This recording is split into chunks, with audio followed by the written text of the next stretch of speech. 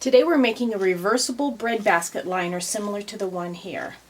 We're going to take two pieces of fabric, 18 by 18 inch square. I have them facing each other. These are the two colors I've chosen, facing each other, and I'm pinning the corners and pinning the center. I've also marked a 9-inch spot on each side. I want the halfway spot. Those are going to help us decide where to make some cuts. I'm going to take a saucer and I'm going to make sure the middle of the saucer falls right at the middle of my mark here. Either use a pencil to make your cut, or you can use a rotary cutter as I am and just using this as a guide to make the cut. We're going to do this with all four sides, and then when we get back I'll show you what we have.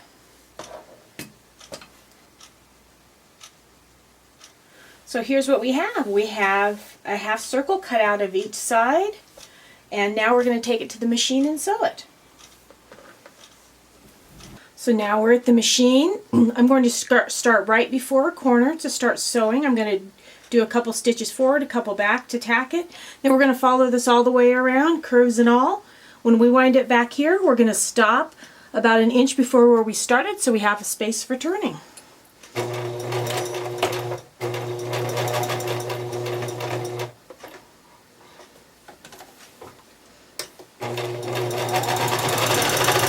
So I'm back to where I almost started. Here's where I started. I'm just going to do a couple forward back to tack it down. We're going to leave that open for turning.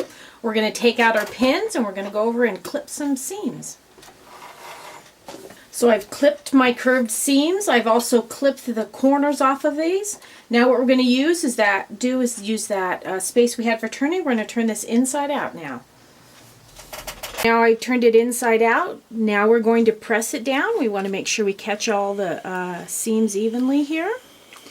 We'll press this all the way around. We also want to make sure we've pressed our opening to the inside because we'll be stitching over that in just a bit. So we'll press all of this down, then we'll be back to the machine and we're going to top stitch this. So now we're going to take a top stitch around the entire thing, and then let's take a look when we're done here. Top stitching's finished. We have a reversible breadbasket liner.